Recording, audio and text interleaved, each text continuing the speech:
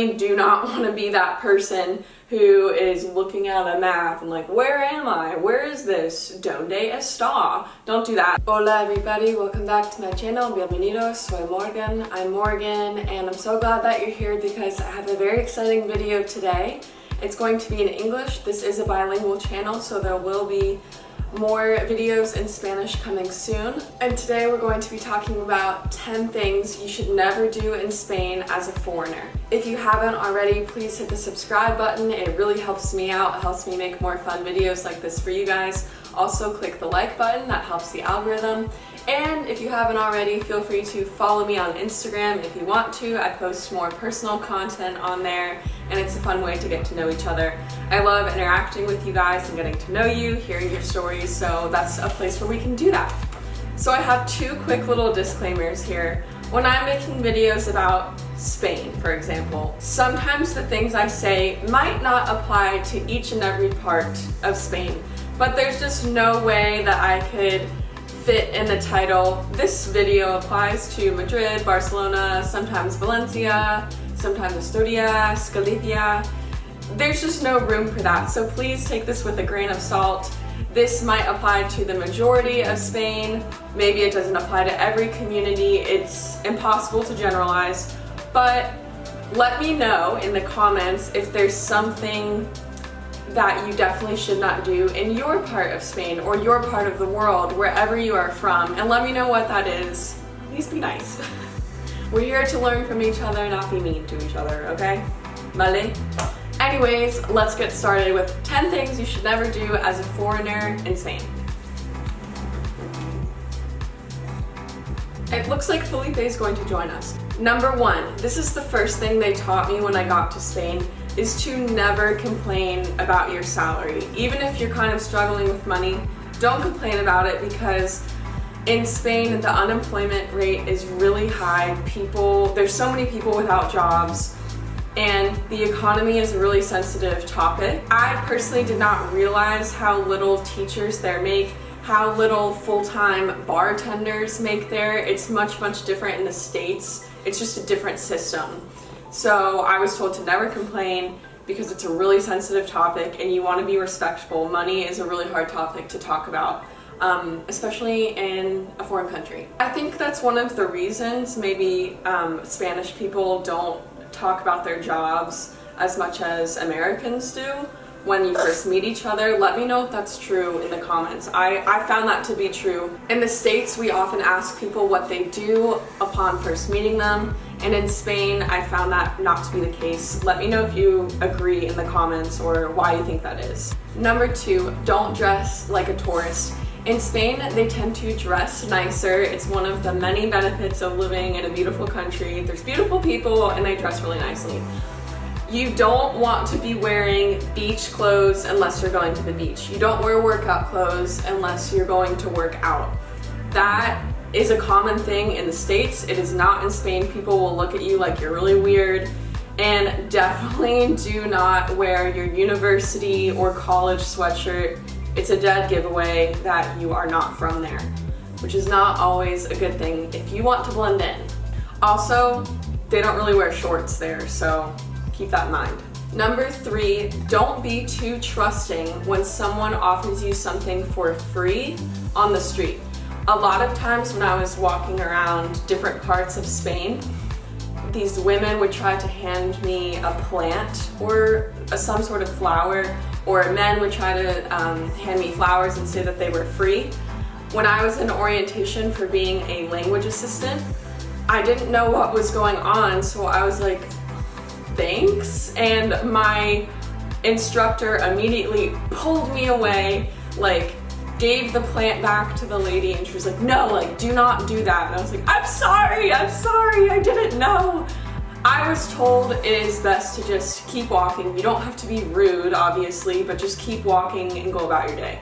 Number 4, do not leave your cell phone or your mobile phone out in the open. That means if you're at a cafe with a friend, you do not leave your cell phone on the table. Someone can easily swipe it and go. This actually happened to me. I was sitting outside a cafe in the city with my friend, and some guy swooped my phone off the table, and I was just looking at him like, what are you doing? And then he put it back and he was like, please don't leave that on the table. People here will take it. It happens all the time, especially to Americans. Be careful. Just like put it in your purse, put it away. And I was like, okay, just like give me my phone back. So that's how I learned my lesson. I will say many of my friends got their phones stolen, and I'm really thankful I did not get stolen. I tried to be super careful. Number 5, don't wear a backpack or a purse on your back while you're on the metro. There are several cities throughout Spain that have an advanced metro system. It's a great way to transport. It's good. It's better for the environment, and it's cheaper than owning a car. That being said, you have to be careful. Nobody wears their bags on their back, even if they are from Spain, because they know that people are really good at pickpocketing there. I don't mean that to be a stereotype, but it's literally what every single person says who's from there. I found that a lot of the locals wore these little bags. What are they called? But they go across your chest. Someone tell me what they're called. They're really cute, and guys and girls would both wear them. If you have a purse or backpack, make sure it's in front of you on the metro or really any public transportation, because people will pickpocket you. I saw it happen many times, and it happened to a lot of my friends. Okay. Number 6. This rule applies for pretty much everywhere, but especially in Spain. Do not look lost. Even if you are lost, don't look lost, especially if you're a woman or if it's at night. Your best bet is to try to always be with someone, especially at night or super early in the morning, and go to a well-lit area, go to a place where there's more people, and somewhere where you feel comfortable asking for directions from a person who you believe you can trust. You definitely do not want to be that person who is looking at a map and like, where am I? Where is this? Donde está? Don't do that. Also, don't have an accent like that. So just be careful. Try to plan out your route ahead of time. I got lost plenty of times. Just walk with confidence, act like you know what you're doing, and get to a safe place. Do not ever look like you're lost. It's dangerous. Number 7. This should go without saying, but do not talk about politics. It's a very sensitive topic in Spain, like it is in many places, but Spain has a really historically rich and complicated past. I actually studied Spanish history in the university, and I found it very fascinating, but I never brought it up with Spanish people because it's sensitive and you want to be respectful, especially as a foreigner. You want to show people that you respect their country and respect their boundaries. I would say it's okay to talk about it if you are talking with someone who trusts you and you have a good relationship with them and they want to talk about it, go for it. But there are certain names and time periods that you should never talk about, especially in public. It's not a good idea. Number 8. This is one of my favorite ones. Don't be scared to try new things. Don't forget to try new things. You are in Spain, you're in this beautiful country, and the beauty of the country is oftentimes reflected in things like their food. Spain has some of the best food ever. You just need to go to the local spots. It's good for the Spanish economy, it's good for your soul, for your stomach, and trying new food with some maybe local people, if you get to meet them, is a great way to bond and build community. Part of the reason I made this channel is to encourage people to talk to others who are different than them. So maybe you're in Spain, just start a conversation. It starts with hola, empieza con hola, and just see where it goes. Don't be scared to try out some new Spanish phrases, and it doesn't have to be perfect. They will just appreciate that you're trying new things and that you're not just going to Burger King or Starbucks like you can in so many other places. Go try something local in Spain. You will not regret it, I promise. Number 9. Number 9.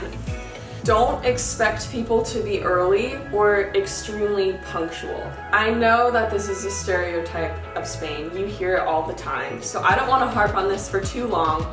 Sometimes you should definitely be right on time. Like if you're going to a doctor's appointment or school or you have a class to go to, yes, be on time.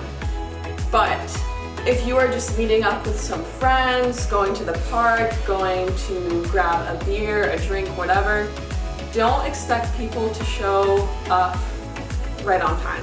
If you made plans to meet up at 7, people will show up at 7:15, 7:30, 7:45, and it's not a big deal to them. People are really understanding if you are running late. I'm going somewhere and then I run into a friend on the way and want to have a 20-minute conversation with my friend and then go to my destination. No one cares, no pasa nada. So keep that in mind. Sometimes it can be frustrating, but if you just try to enjoy it, it'll be great. I think the reason people make such a big deal about this, especially Americans, is because you are expected to be extremely punctual in the States, at least. I can't speak for other countries, but in the US, if you're not, there's a saying, hay un dicho. If you're not 15 minutes early, you're late. I hate this saying. I think it's so annoying and uptight. But people expect you to be early and will be frustrated if you're late. So enjoy it in Spain. Okay, finally, number 10. I love this one. Don't be surprised when you get food with drinks at a bar or cafe. Sometimes if you order a beer, the bar will give you bar snacks like candies, chips, corn snacks. They're really good. I honestly really miss this about Spain because they don't do that in the US or other places I've been to. I think it's really charming and cute. The best place that they did this was when I was in Granada, and we would go to bars and they would give us free tapas with our drinks. They would give us like croquetas and patatas bravas. It was so good. Comment your favorite tapa in the comment section. I'd love to know what yours is. I love croquetas and I really love patatas bravas with the sauce and the salsa. It's so good. Just enjoy it and don't be surprised. It's delicious. I just thought of one more. This will be number 11. Do not go overboard. Keyword overboard on please and thank you. Gracias y por favor. Obviously use them and be polite. People expect you to be polite. But you don't have to be over the top about it. If you go to a restaurant, you can say, "Me pones una cerveza, porfa?" And it sounds great, right? In other countries, you might say, "When you have time, can you please give me a beer? That would be great. Thank you so much. I really appreciate it." No. You don't have to do that. Be polite, be kind, say gracias, but you don't have to say it all the time. I'm curious to know if any of you have had weird experiences with not knowing how much to say thank you and please, gracias y por favor, whether it's in Spain or in other countries. Let me know what your story has been. I know that here we're expected to smile a lot, we're expected to say please and thank you all the time, and if you don't, it's considered rude, especially if you're a woman. But in Spain, it's not as big of a deal. Just be polite, don't be rude, don't go over the top. I remember when I would go to restaurants or bars or cafes in Spain, one of the first things servers would come up to me and say is like, "You're not from here." I was like, what gave it away? And they would like, "You smile a lot, like you smile like American girl." And I thought that was cute. I guess it's not a bad thing to say, but like I said, Spanish people can tell if you're not from there. Even if you don't say anything, they can just tell by your vibe, your energy. So if you are Spanish, let me know if you agree with that, if you think that's true. Thank you guys so much for watching. Felipe está cansada. I'm so thankful that you are here. Let me know what you thought of this video. And if you have any cool stories or experiences about things you should not do in Spain, things that you shouldn't do in another country or state, wherever you live. I'm really interested to hear what that's like for you. So thank you so much. Hasta pronto. Ciao. Oh, I love you.